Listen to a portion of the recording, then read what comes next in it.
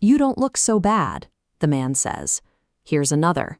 He points the barrel of a Smith & Wesson revolver at a teenager curled on the subway floor and pulls the trigger. To understand how a train car became a shooting gallery, we have to rewind to December 22, 1984. New York City's subway system was a tense, claustrophobic environment, defined by high crime rates and intense public anxiety. Bernhard Goetz was sitting on a downtown express train when 4 unarmed black teenagers approached him. One of them, standing just feet away, asked him for $5. Goetz was already on edge. He had been mugged 3 years earlier and was carrying an unlicensed .38 caliber pistol in his waistband.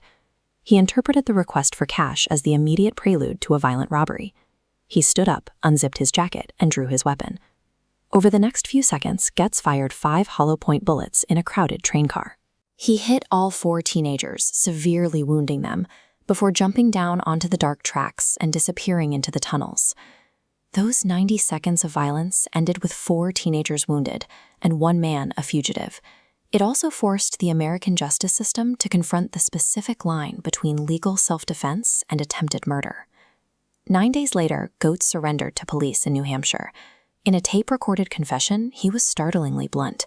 He admitted his explicit intention on that train was to murder the teenagers, to hurt them, and to make them suffer as much as possible. Given a full recorded confession of lethal intent, the legal path seemed straightforward, but a Manhattan grand jury dismissed the attempted murder charges against him. Goetz achieved this legal victory by leaning heavily on the concept of justification. He argued that under the law, his actions were entirely protected by the right to self-defense.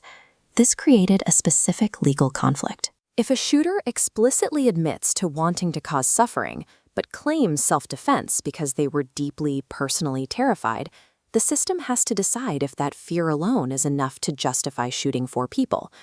The answer comes down to exactly how the law is written. If you look at this breakdown of New York Penal Law, Section 35.15, you'll see a person is permitted to use deadly physical force to stop a robbery only if they reasonably believe that force is necessary. Goetz's defense team isolated that word, reasonably.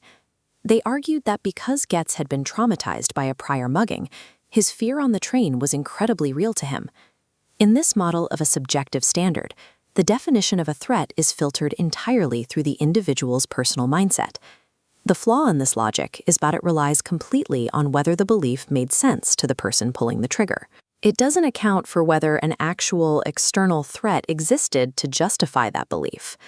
If taken to its logical conclusion, a purely subjective standard would protect a citizen suffering from severe delusions or deeply ingrained racial biases.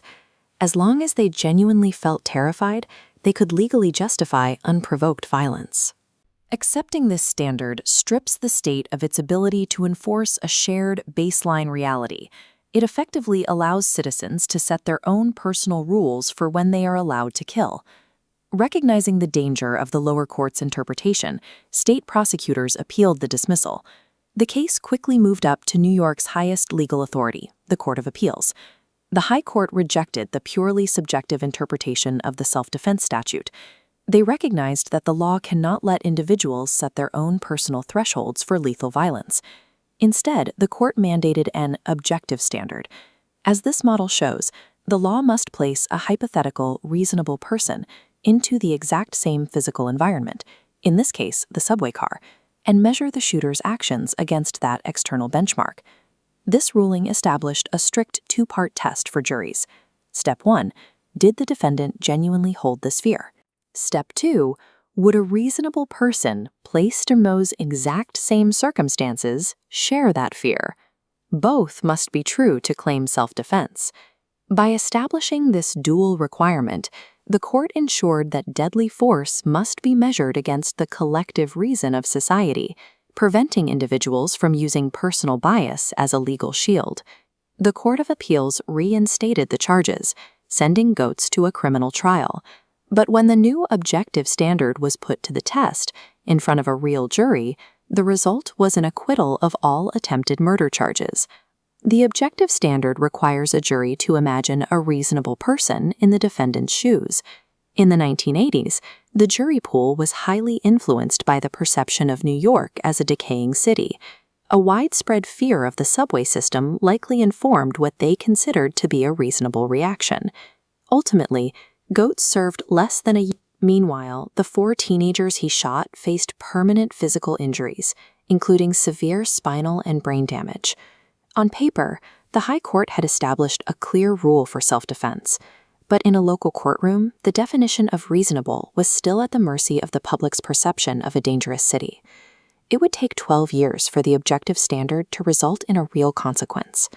In 1996, a civil lawsuit was brought against Goetz on behalf of Darrell Cabey, the 19-year-old paralyzed by Goetz's final bullet. This time, Goetz faced a diverse civil jury in the Bronx. Cabey's attorneys presented a documented history of Goetz's racist remarks and played his police confession, arguing the shooter was driven by bias rather than a reasonable fear for his life. After deliberating, the jury delivered a unanimous verdict. They found that Goetz's actions were reckless and unjustified, ordering him to pay $43 million in damages. The Goetz case set a precedent that still governs New York law today. It serves as a reminder that the legal right to use force must be anchored in the actual circumstances of a threat rather than an individual's personal bias.